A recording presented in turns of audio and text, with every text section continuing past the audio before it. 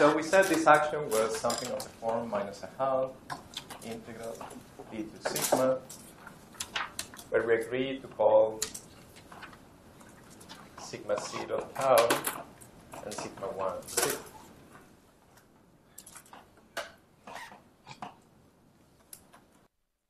And the action ended up being something of the form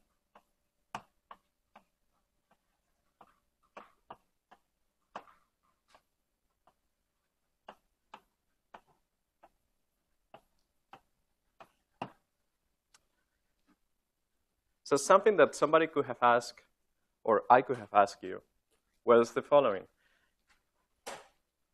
Remember, we started everything by calling these x's phi's, right? And the phi's, we said that they were scalar fields. We said at the beginning of the lecture yesterday, we said, let's study GR coupled to scalar fields, right?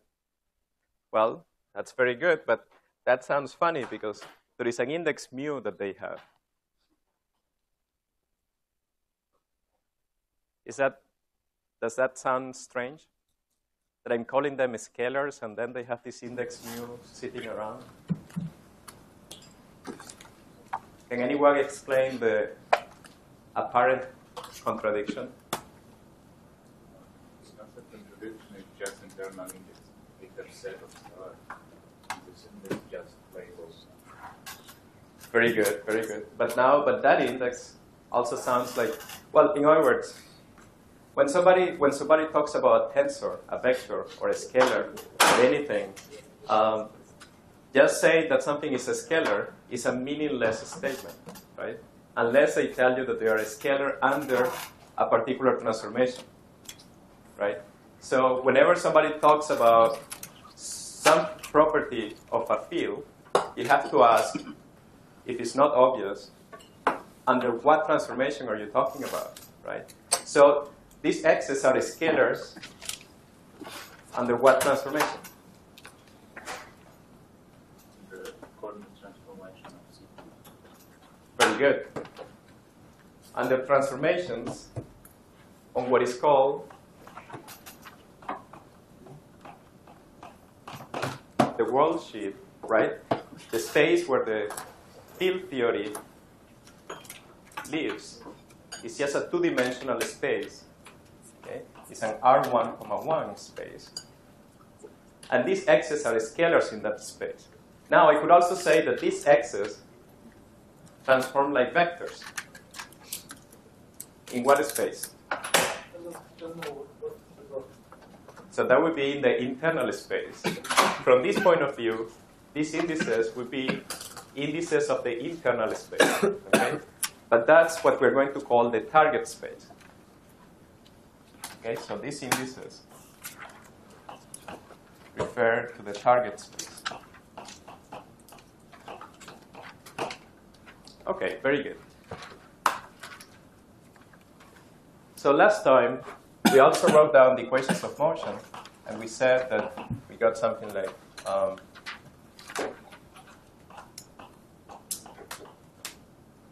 I think we also decided to introduce a little bit of notation and said that perhaps it was easier to write a dot. Now this is a scalar product, right? Here we are dotting the target space indices, okay? So we have to remember what this dot means, because soon there will also be another dot that we're going to put here, and that dot would mean derivative with respect to the world sheet time.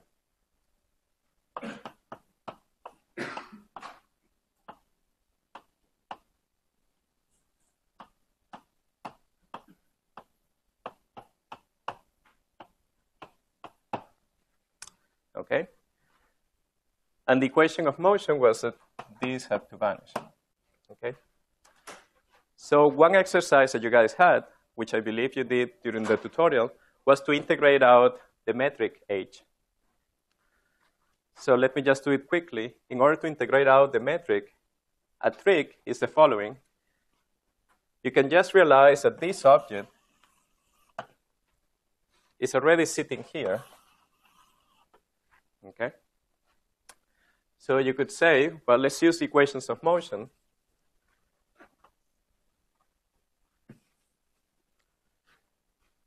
And realize that everything here depends on the metric, but nothing here depends on the metric. So this would be a nice object to use in order to integrate out the metric from here. How can we do that? Well, you see that there is a determinant of the metric here, and there is a metric sitting here. So if we just take the determinant, we will get something that looks very similar to that. So let's take the determinant of this formula. So let's give a name to this. Let's call it G alpha beta.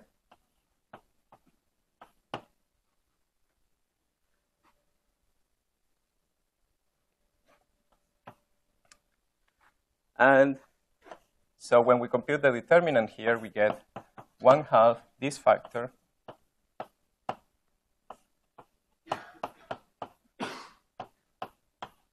square, and we get the determinant of this.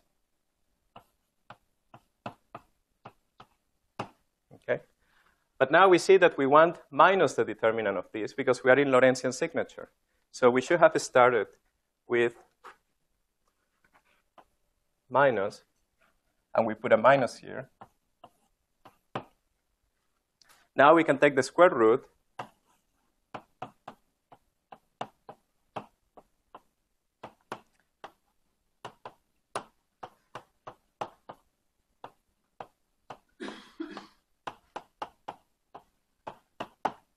and find exactly what we wanted. This whole factor here appears on this side, and it's just given by this formula. That means that the effective action for x after integrating out h is given by minus the integral d2 sigma square root of square root of the determinant of G alpha beta.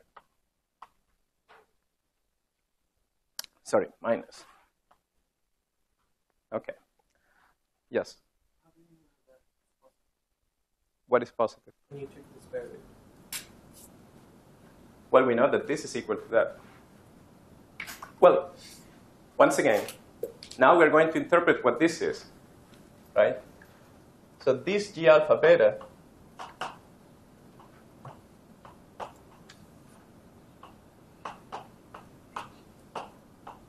as an interpretation, right? So if we start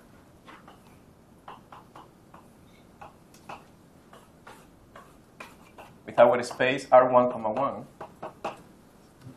and we think about the x's as being a map that is taking this two-dimensional object into some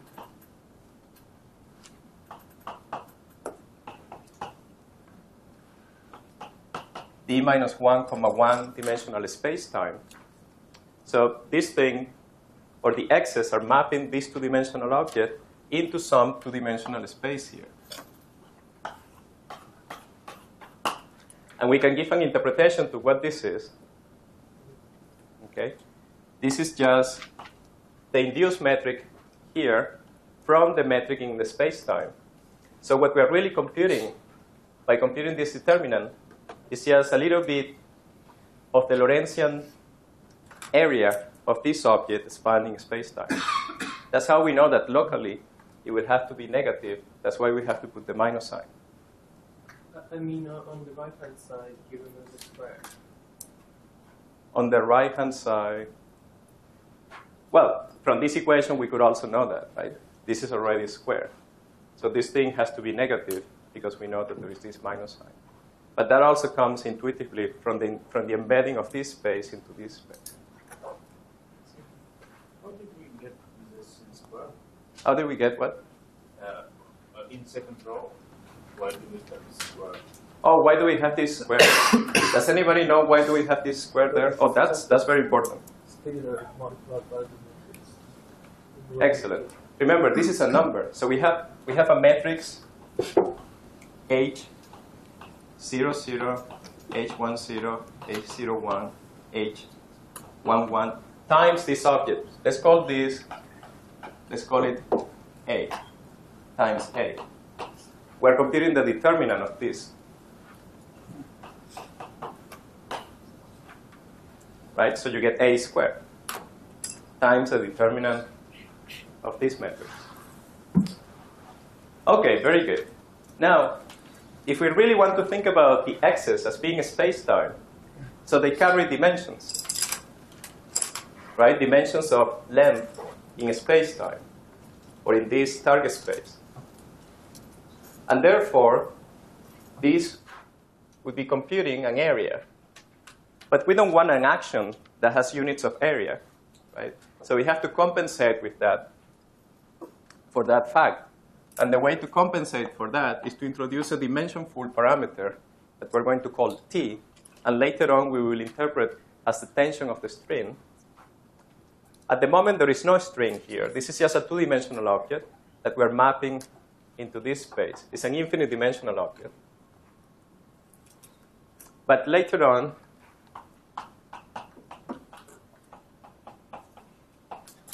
if we have time, and we make a connection to the Veneziano amplitude, we will see that in order to get the Veneziano amplitude, the way he wrote it down, we will have to define t to be 1 over 2 pi alpha prime. Alpha prime has dimensions of length squared, okay? Because t should have dimensions of 1 over area in order to make this action dimensionless. But since we know where we want to go, right? Remember, we're doing all this because we want to describe these relativistic strings that are supposed to describe the strong interactions. So having something that is infinite, that covers the full r(1), will give us something that is infinite here, too. So we have to do something about that. We don't want something like that because we don't see infinite one-dimensional objects propagating in space-time, right? Remember, what we want to do at this point is to model the hadrons as little strings. So how can we do that? Well, one way to do it is to restrict the region of integration here so that on this picture, we get something that has finite length. We could try to do it and then see if we succeed in getting something that makes sense. So the proposal I'm going to make is to restrict the sigma domain to be from 0 to pi.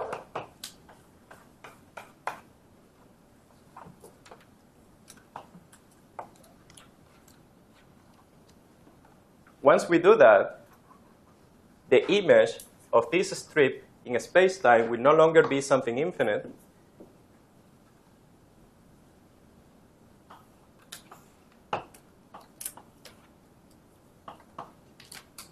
To know what it is, well, first we have to map the boundaries and see what they look like.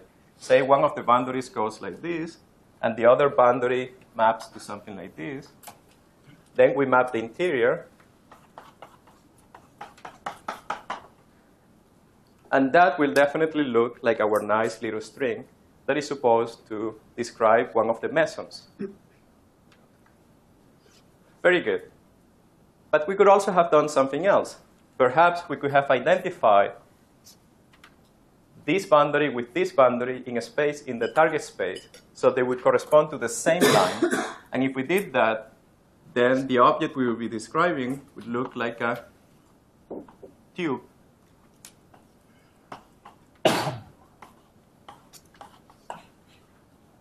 So one of them will be an open string, or what we would call an open string, and the other one will be closed.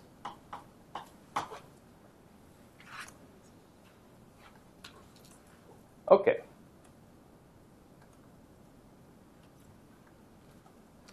Very good.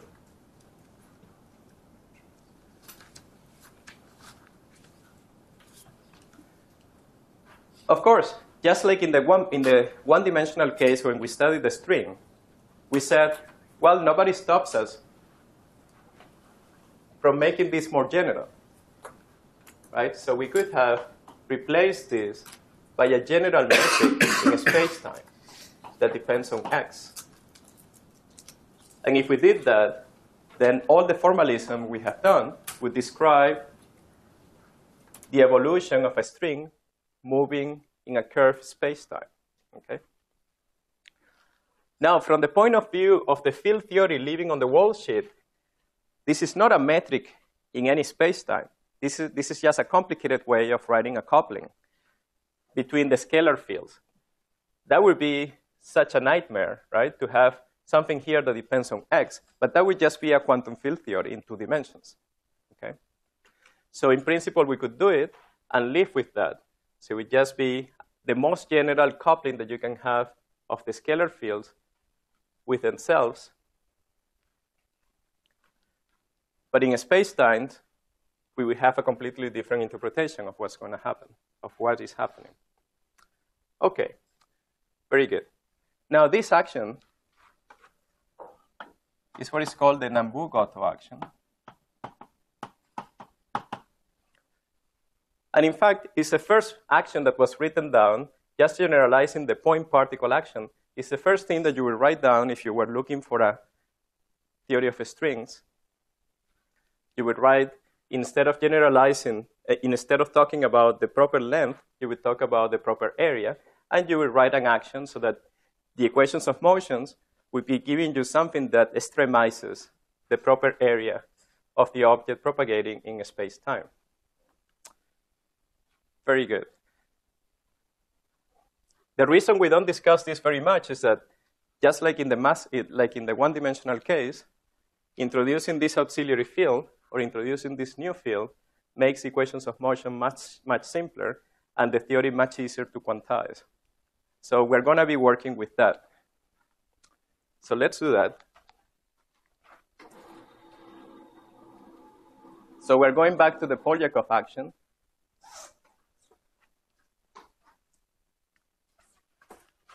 Back to Polyakov and to our flat space-time metric.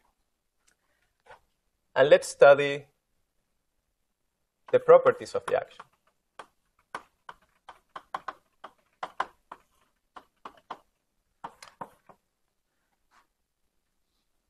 So this action has the general properties we discussed yesterday. It's invariant under diffeomorphisms, which are nothing but general change of variables of coordinates. Okay. We can write it as sigma and tau if we want. It has global symmetries.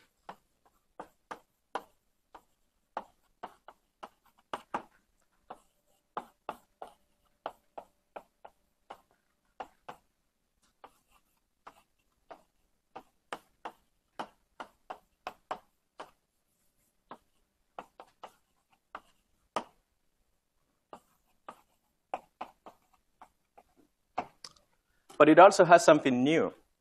I asked you to find out what the new thing was. Is what? You should all be experts on that, right? Because you took a full course on conformal field theory. And this should be the first thing you probably saw in 2 dimensions. Whenever you see an energy momentum tensor that is traceless, you say, yeah, this is great, right? I can go and use everything that I learned about conformal field theories. So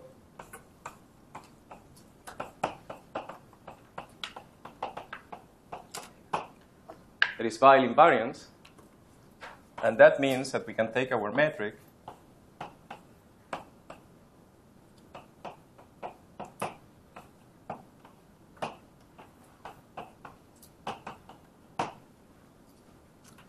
and rescale it. Now, the diffeos give us the freedom to set 2 functions to anything we like in the metric. Now, the Weyl invariance gives us the freedom to set 1 function. But that's very interesting because we know that in 2 dimensions, our metric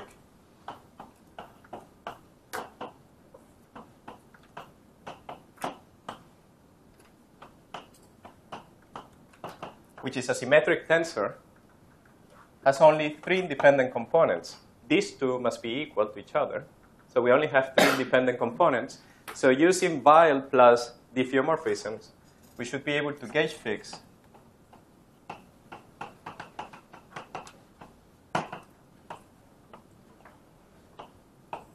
the metric to be something very, very simple. And the simplest thing that we can choose is to be the Minkowski metric on the wall sheet. Okay?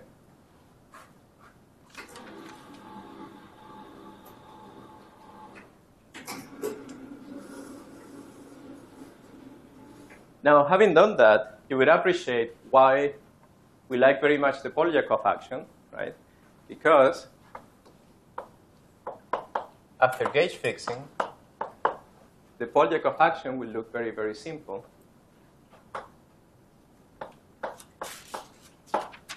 Well, let me put back the T, okay, the tension we decided to introduce.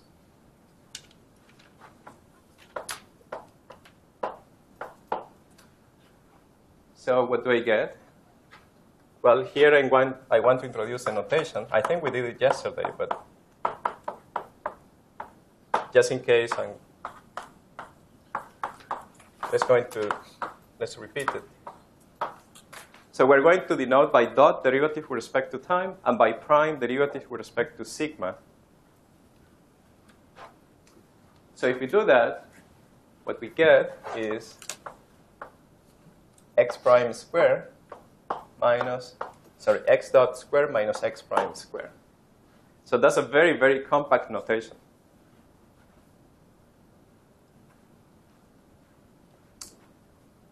Just for fun, let's write what this means explicitly. So this square, well, first of all, the dot means derivative with respect to time. This square means contraction with the space-time or the target space metric. Okay? So that's what this means. Likewise, derivative with respect to sigma are denoted by prime, so we get the same object on that side. All right, very good. So now let's study the equations of motion, or the field equations.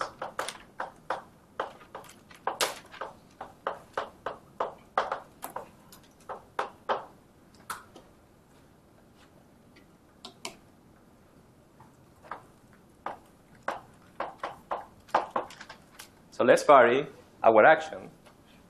Our field is x, so we can vary the action to get something that looks like 2 times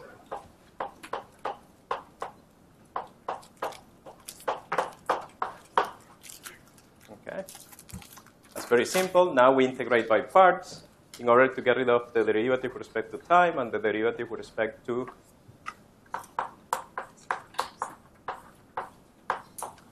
space on the wall sheet. So we get, let's cancel these 2's with the half that we had here. Okay? So we get something that looks like x. So when we integrate by parts, we will pass one derivative to this guy, and it becomes a double dot, delta x with a minus. But we also pay the price of a total derivative with respect to time of this object. On this side, we get something that looks like x double prime delta of x minus derivative with respect to sigma of x prime delta of x. Okay?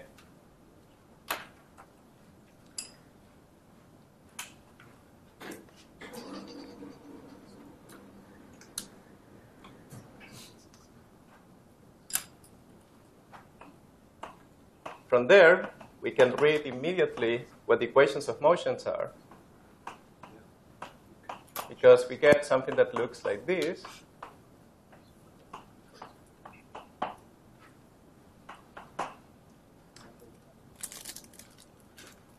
Double prime, thank you. And we get the 2 boundary terms.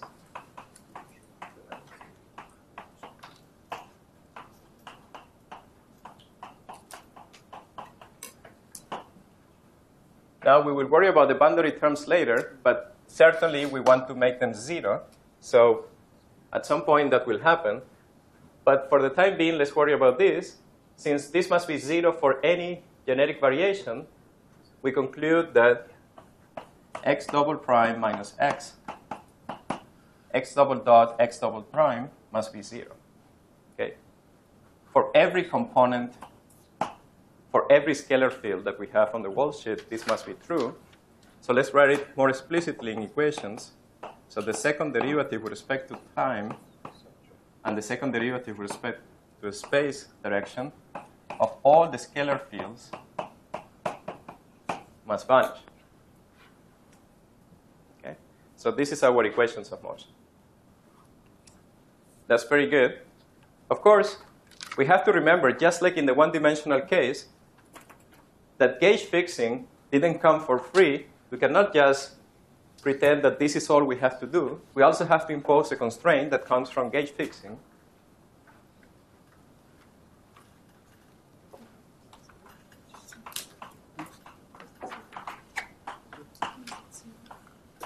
And the constraints come from imposing the equations of motions with respect to h at all times.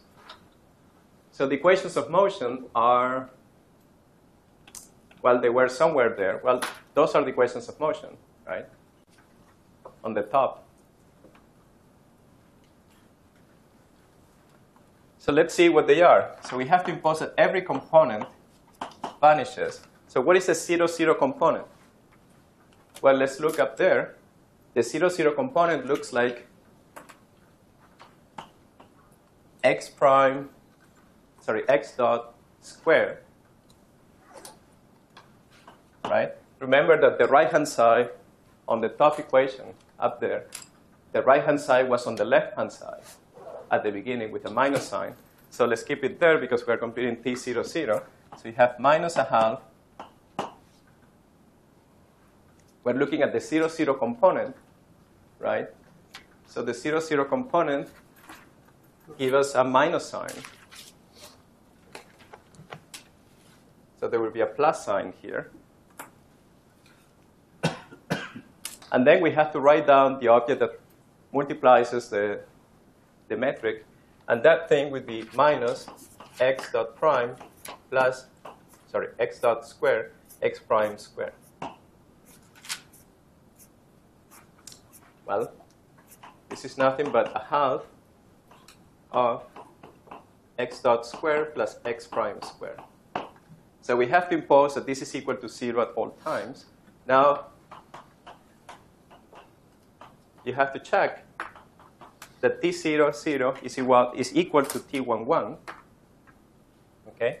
Just from the equations there. So that doesn't impose a new constraint. Just by setting this equal to 0, we are setting this equal to 0. And the final constraint is t01, which also happens to be equal to t10. And it's very easy to read from there because in this metric, the second term vanishes and only the first term contributes. So we get x prime dot x dot. And this also has to be 0. So the constraints end up being, we have to impose this, and we have to impose that x prime dot x dot is equal to 0, and that x prime is x dot square plus x prime square is equal to 0. Okay? These three equations should give us all the information we need. Of course, not yet, because I haven't told you what to do with the boundary conditions. So we have to do something with the boundary conditions in order to make these terms vanish.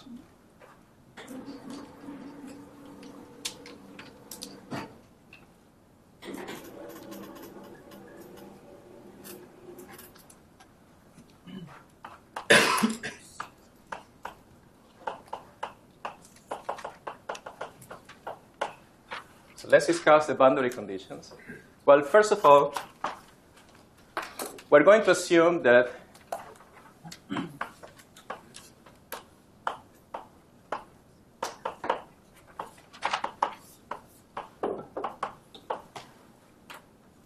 have something that looks like x dot delta x.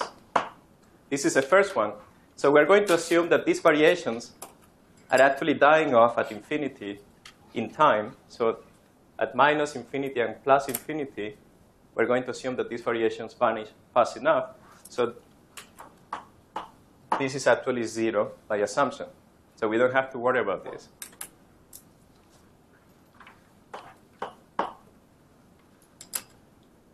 But now our space, or the spatial direction, is compact.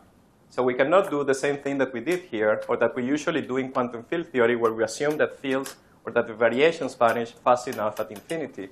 Here, this is compact, so we don't have that possibility. Instead, we have to worry about what they are.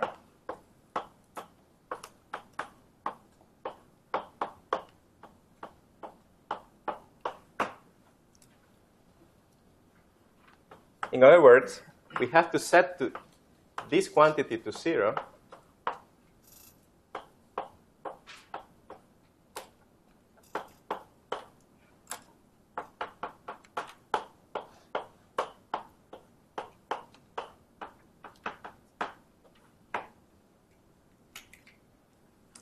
So we have to find ways of setting this to 0.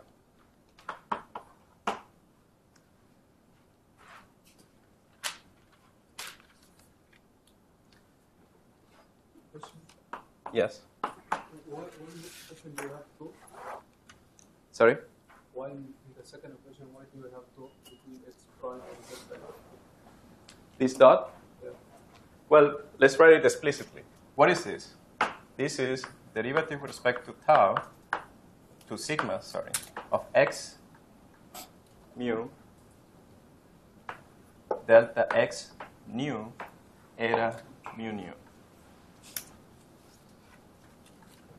Because initially when you wrote it without it. Well, because I was lazy, yes. And you should say, yeah. Yeah, so that would have been a good question. Why don't you have a dot there? Excellent, yeah, very good. In fact, here.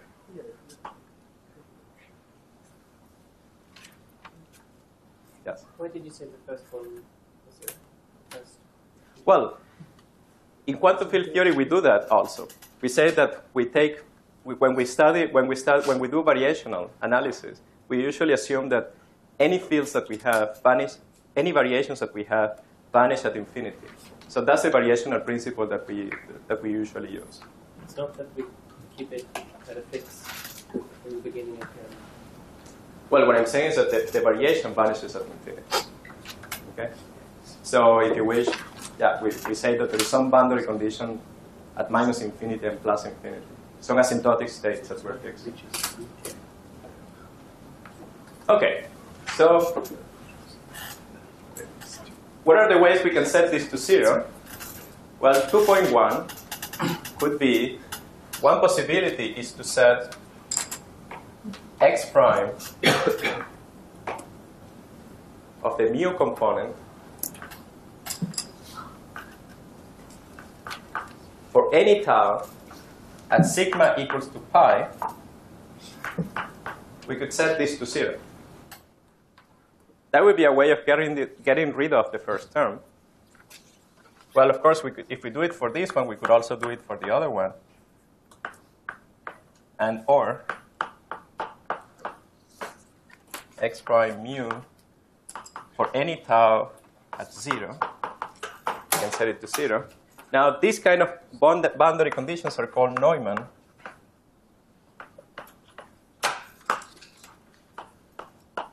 We have another possibility. We could say that x mu for any tau at pi, at sigma equals to pi, is in fact a constant. It's just a fixed number. So if it's a fixed number, it means that the variation vanishes. So we're setting this to 0. So by choosing this boundary condition, we're setting the variation to 0, not the derivative to 0. So we could do it here and or at 0. Okay? And these are called Dirichlet.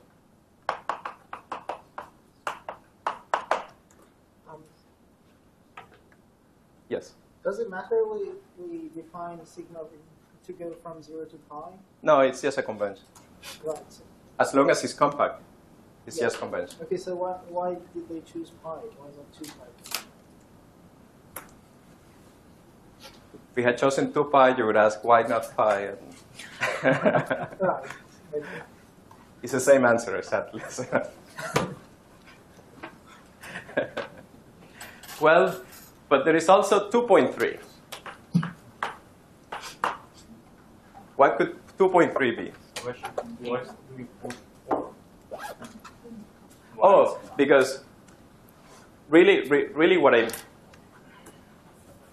should say maybe comma.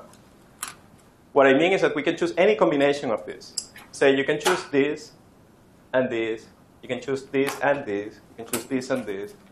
Any combination you like. As long as that thing vanishes, you can choose any combination you like. But not vertical.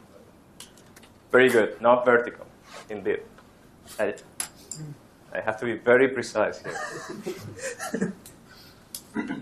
Okay, but there is a third possibility. What is the third possibility? Some derivative and some new ones. Sorry? Some dimensions with one and some dimensions with the other. Yeah, of course, we can do this independently for each dimension. That's true. But there is still another possibility we can choose. Where? That's going to be called. Make sigma periodic? Yeah, we can make them periodic. Oh, So we can choose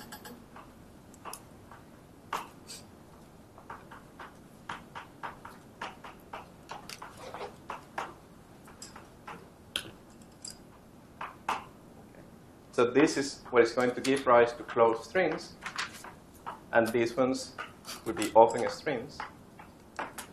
Okay.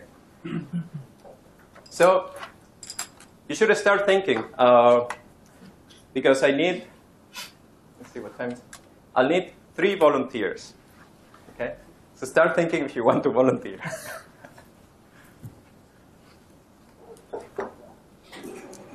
So let's put this up a little bit so you can see. Okay. So why do I need volunteers? Well, because I figured it would take me too long to do it myself. But it would be nice to actually do it.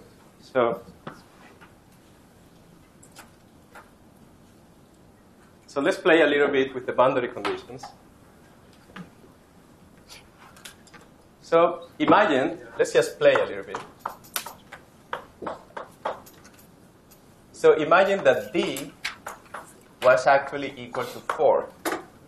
Okay? No reason whatsoever. It means that we have a space-time, or a target space, which is R3, 1. So the good thing about this is that we can actually draw it, at least the space part. So let's imagine that we have an open string.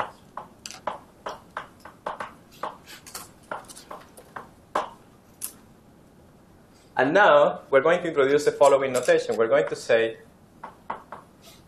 what happens at sigma 0 and what happens at sigma pi equals to pi.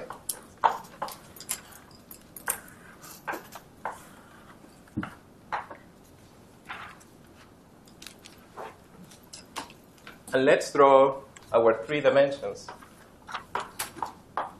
x1, x2, and x3. Sorry, let's do x2 and x3. We're not going to worry about time. Okay? So we have this. And then we're going to specify the boundary condition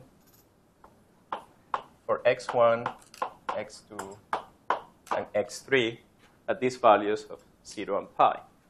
Okay? So I'll do the first one. I'll assume that I have Neumann boundary conditions here, here, here, here, here, and here. Okay? So that's what I'm going to do. Well, what does this look like? remember, this is going to be a snapshot of the object because we're not drawing time. This is just at a fixed time. So how would it look like? Well, it just looks like a string moving freely there where the endpoints are not restricted to be anywhere in particular. Okay? So this would just be an open string where the endpoints can move freely in our whole space-time. All right. But what if I try to do something more interesting? Something like, let's say that here I have a Dirichlet boundary condition. And I also have it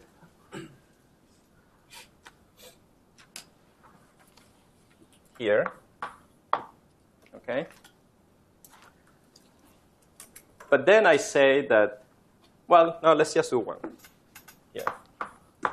I have Dirichlet boundary conditions here. But in order to give you, to specify the boundary condition, I have to give you what the value is, right? I have to tell you what this is. So I'm going to tell you that this is Dirichlet, and the value that we're going to put is, say, 1. So x1, 0 would be 1. So I look here for 1, the point 1, and I have to draw this open string. So what would it look like?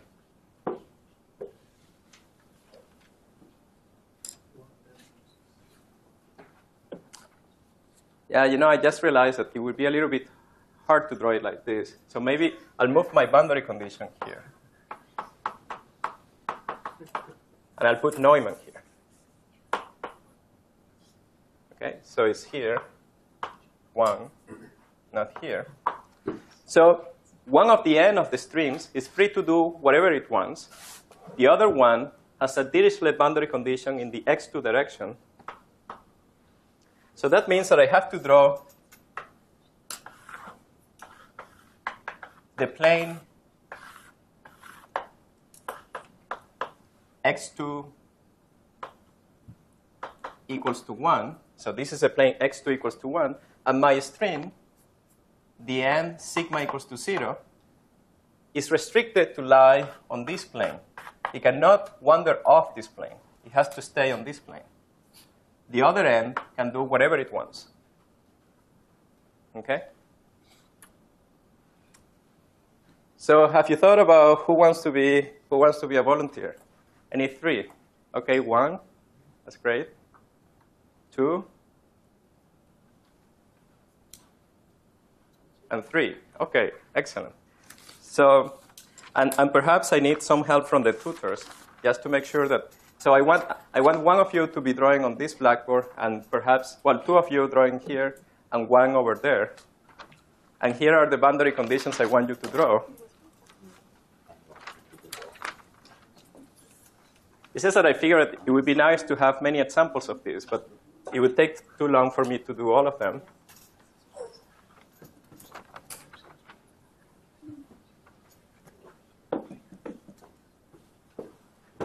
So here it is. So we can have Dirichlet boundary conditions, Neumann here at -1, say, and here Neumann, Dirichlet at -1, Neumann, Neumann. The next one will look like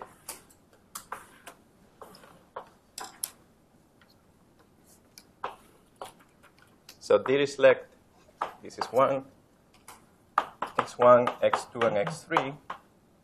Here, Dirichlet at 0, Neumann, Neumann, Dirichlet at +1, Neumann, Neumann, and the last one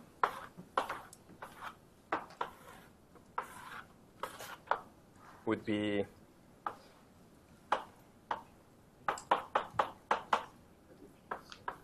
Dirichlet at 0, 0, Dirichlet -1, Dirichlet -1, Dirichlet 1, Dirichlet 1. Okay?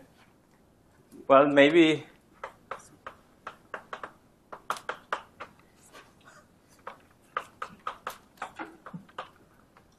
And I don't remember your name. Ali. Ali. Is that okay? So the reason I need help from the tutors is just that to make sure that each of them is yeah, you can go there. Yes, very good. Of course, everybody else should also try to do it, right? It's not like, I mean, they will just do it on the blackboards, but I also want everybody to try.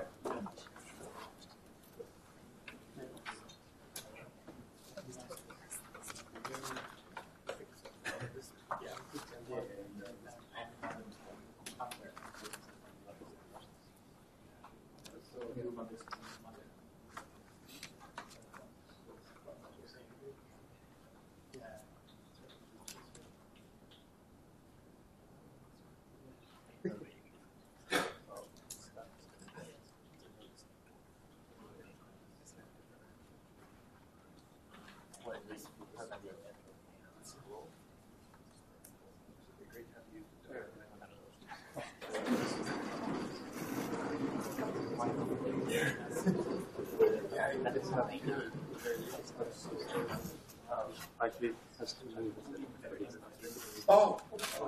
But it has to be compiled.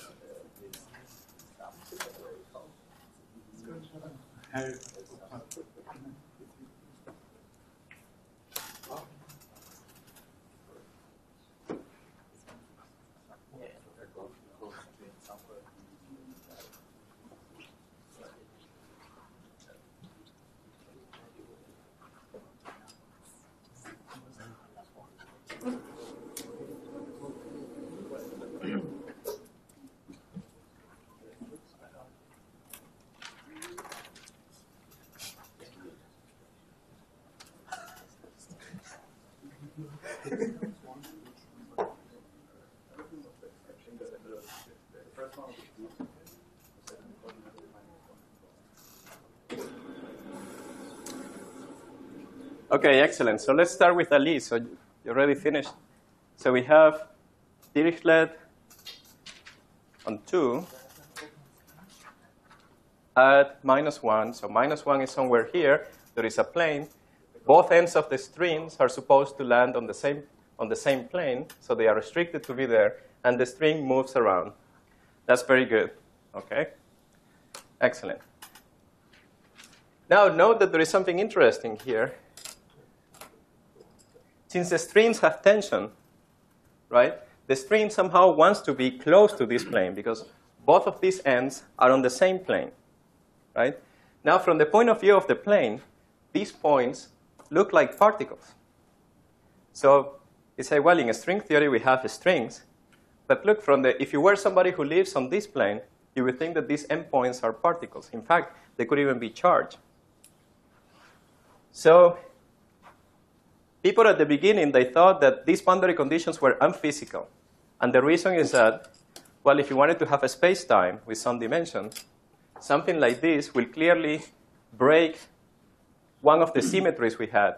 What symmetry would be broken? Translation. Yes, that's right. So Poincaré will be broken. But now imagine that for some reason, any resemblance with real life would just be an accident. For some reason, we end up finding that the dimension that is chosen by the string theory happens to be 26 and not 4, or 10 and not 4. Okay? Then imagine that in our 10 dimensions or in our 26 dimensions, there is some boundary condition that we can impose so that the strings or the endpoints of the string only live in a 4-dimensional subspace or a 3+1 dimensional subspace. Well, who knows? Maybe we live on that 3-dimensional subspace, in 3-space-dimensional subspace, and +1 will be time.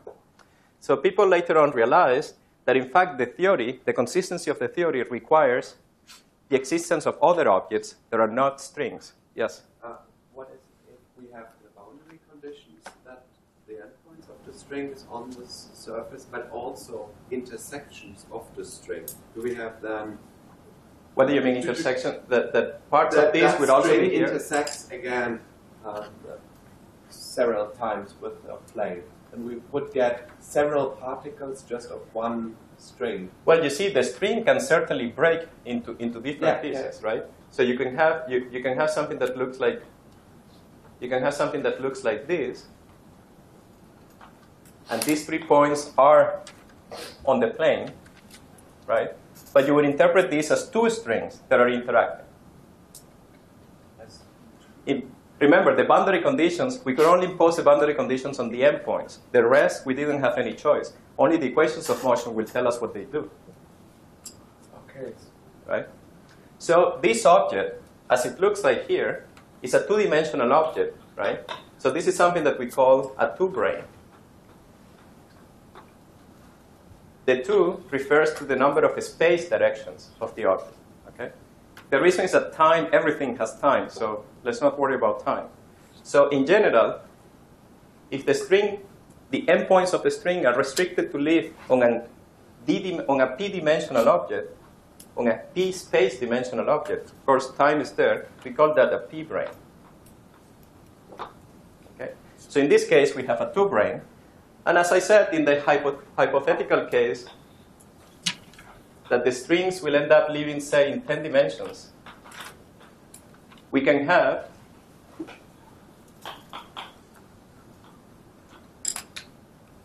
a 3-brane, and perhaps we live on this 3-brane.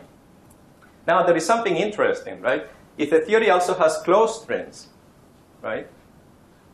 The closed strings, we saw the boundary conditions. So the closed strings somehow will not be restricted to live on this brane. The closed strings will be free to live everywhere else. And as somebody reminded us yesterday, I think it was you, what's your name? Aitor. So I think Aitor told us yesterday that, well, if you have open strings, you don't have gravity by itself, just in the spectrum. But the open strings can interact and produce closed strings. Then the closed strings will have gravity. Okay? So somehow gravity will behave very differently from the other fields that live on the 3-brane. Is that good or bad? Well, it depends. Because it means that if you live on the 3-brane, if you're restricted to live there and gravity lives anywhere else, then the scale at which the 2 things interact will be very, very different from the point of view of the brane. So it would mean that forces on the brane that are carried by the open strings will look much, much stronger than gravity. But is that something we like or that we don't like? What do you think? Is gravity very strong? What do you think? No. It's actually incredibly weak. That's actually one of the $1 million questions, right? The hierarchy problem. Why is gravity so weak compared to the other forces? Right? Well, now you can tell why people got excited when this possibility was open. It could be a natural explanation for the hierarchy problem. And you will probably see it in beyond the standard model. Yes? And so in this picture, if you have, when you have strings with open strings with all Neumann, or if you have all Neumann conditions, and how would they look when they intersect the brane? Well, they could do. It depends on the theory. So if you can have that. So those details would depend. Yes, you could also have that. Yes. Okay, so let's go back here. Now, I think this was Dalimil, right? No, you did it there. No, this was you, right? Yeah. So, what would this be called? A what?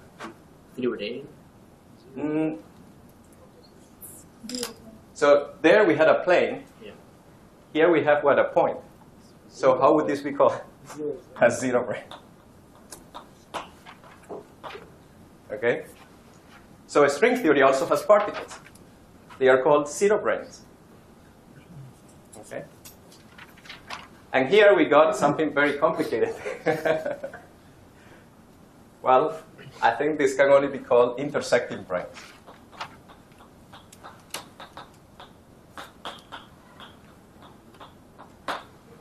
Okay. Hopefully, it might be too ambitious, but perhaps we will see at the end of the course a way of getting the standard model from intersecting branes. Okay. All right. So let's now continue. what do we want to do? Well, we have the equations of motion. We want to solve them. So that's the next step. We want to solve these equations of motion. Well, somehow it doesn't get any easier than this. Well, in fact, it even gets easier if we find the correct variables to solve these equations.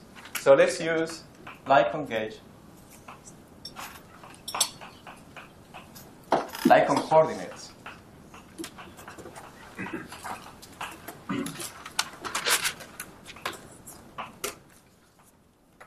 We introduce sigma plus minus to be a half tau plus minus sigma. If we do that,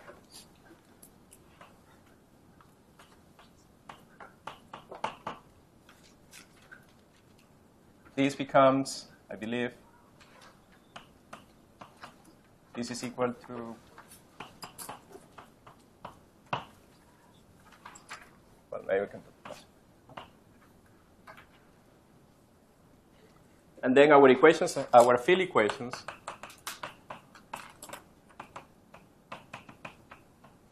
are very simple. They simply look like derivative with respect to sigma plus, derivative with respect to sigma minus of x mu equal to 0. A question? Yes. Wouldn't it be, okay, usually you also have a factor of half, but you're not worried about that. Yeah, I'm not worried about factors of half. That makes you happy, then let's put the factor. Yes. Yeah, I'm not worried about the factor of half because we're just solving the equations. It's equal to 0. Actually, isn't it a factor of 2? I told you, I'm not going to worry about that.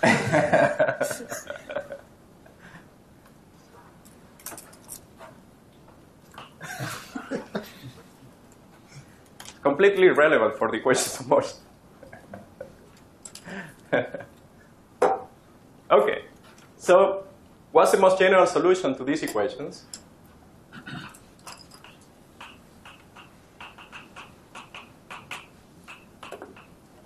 Well, whenever we see an equation like this, we know that it separates into two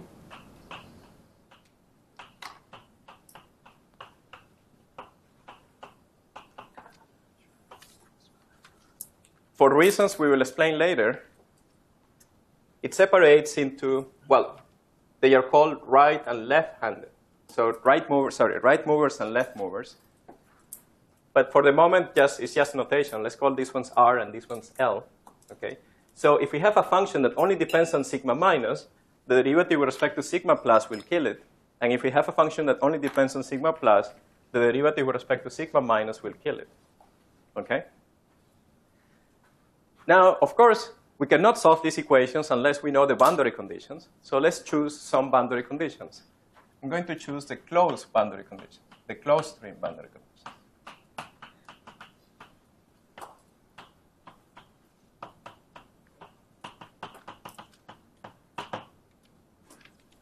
Okay, so remember, the boundary condition is that x mu of tau sigma, now in the all variables, is equal to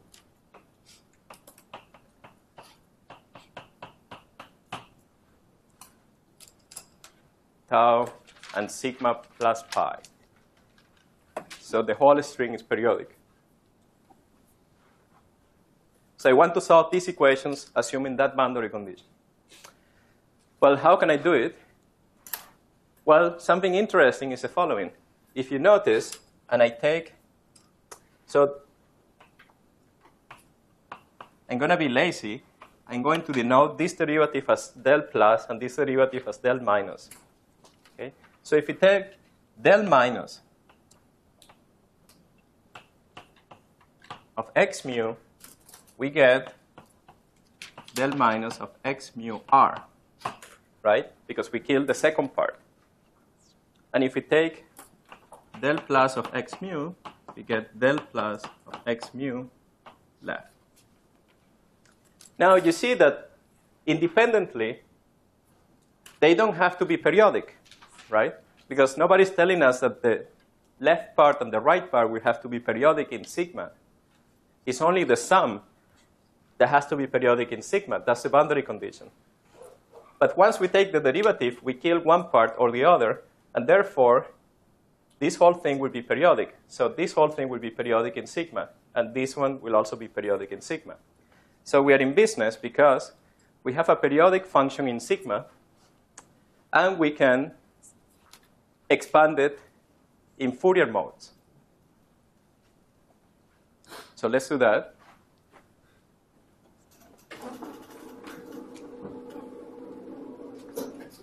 So let's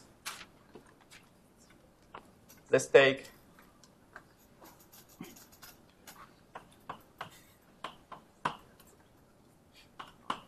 this and expand it in Fourier modes. So what are we going to have?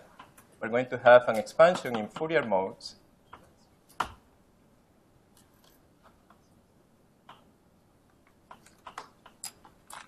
remember, this only depends on sigma minus. Okay.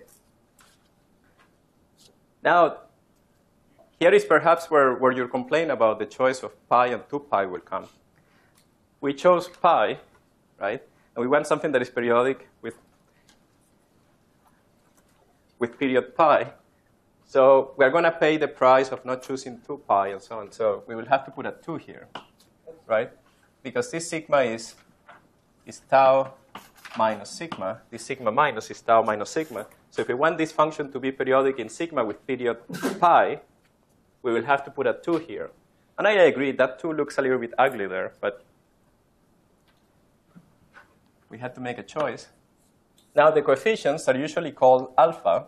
And of course, they have to be different for each of the scalar fields. In other words, they have to be different for each of the indices mu. Okay? And we have 1 per Fourier mode. Now, remember, we want this to have dimensions of length in space-time. And it will be convenient to have the Fourier modes to be dimensionless. So let's put here some length, which we're going to call the string length.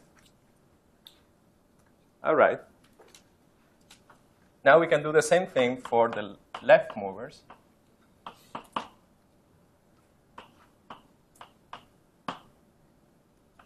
And here is where I don't quite remember what's the usual convention, because we can definitely allow different modes for the left movers, and one of the two is called alpha tilde.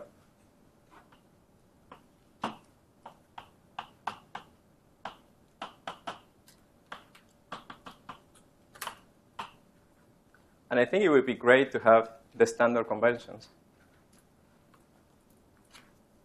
That's the reason I wrote it here.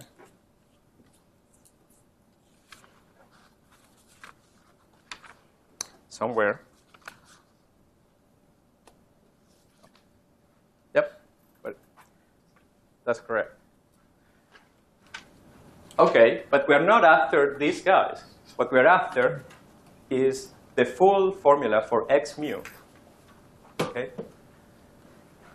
Well, we need this x mu r and x mu left. So why don't we integrate these equations? So let's integrate the equation.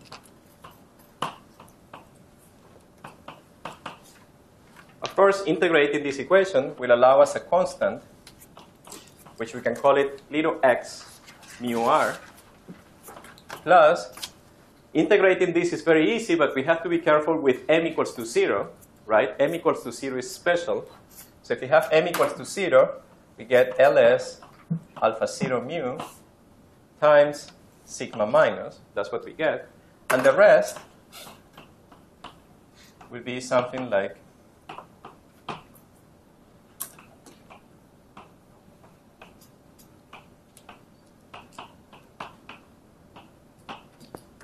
so here I want to be careful about the factors. So if we want to get this if we take a derivative. So we will need something here like minus 2i. Or if we want a plus, yeah. So that would be correct, right? No, it will be plus here. Sorry, what am I saying? It would be a half.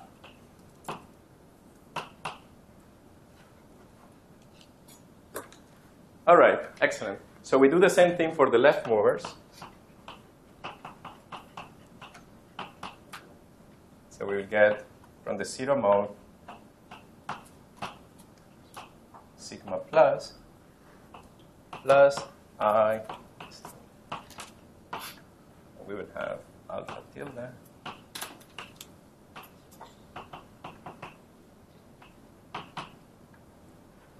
For m different from 0. Okay. Now, are we done? Well, not yet, because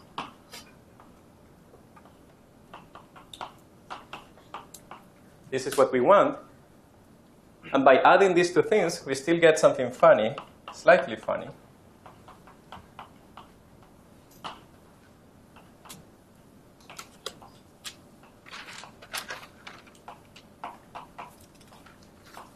Can anyone see why we cannot just leave this like this? There is something that we have to fix. It's not completely periodic. Very good. It's not periodic. It's not properly periodic in sigma. And what do we have to do to fix it? Set the two alpha zeros equal to itself, to each other. Very good. We do that, and then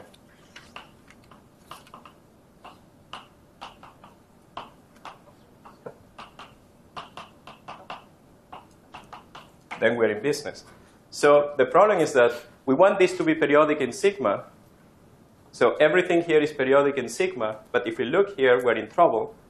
And the reason is that we're going to get the sigma dependence of this. Or in other words, this will be something that looks like tau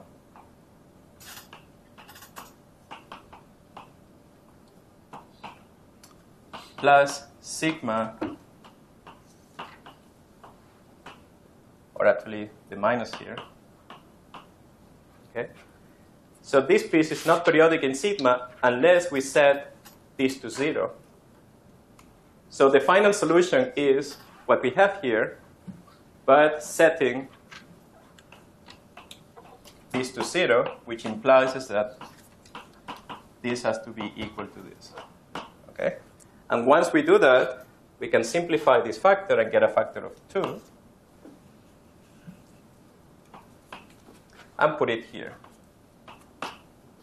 Okay? So let's clean this up a little bit, and let's actually do it and put it there. It will be 2 tau alpha nu. And that's our solution. Do we have an issue with this maybe not being real? Because if we want our derivatives to be real, that means that alphas have to pair up, plus and minus m have to be the same. Excellent.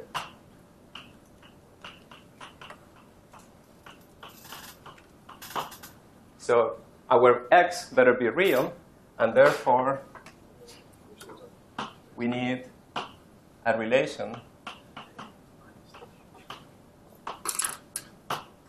of this form. Sorry. All we need is something like this, right?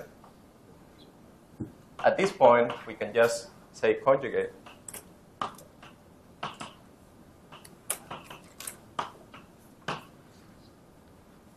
And start.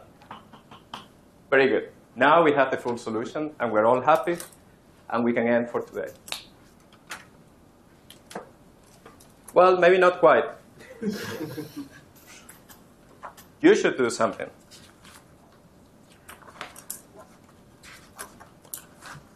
Here is what you have to do. I want you to show that if you solve the field equations using Neumann boundary conditions, you get the following. So if you use Neumann,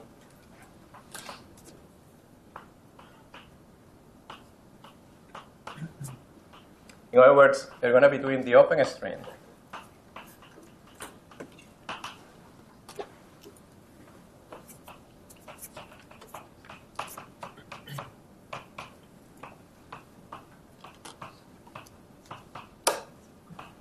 Show that you get something that looks like this.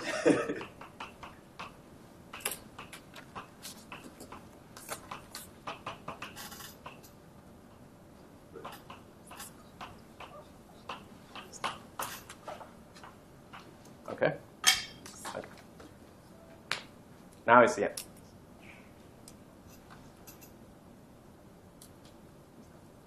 So this is an exercise.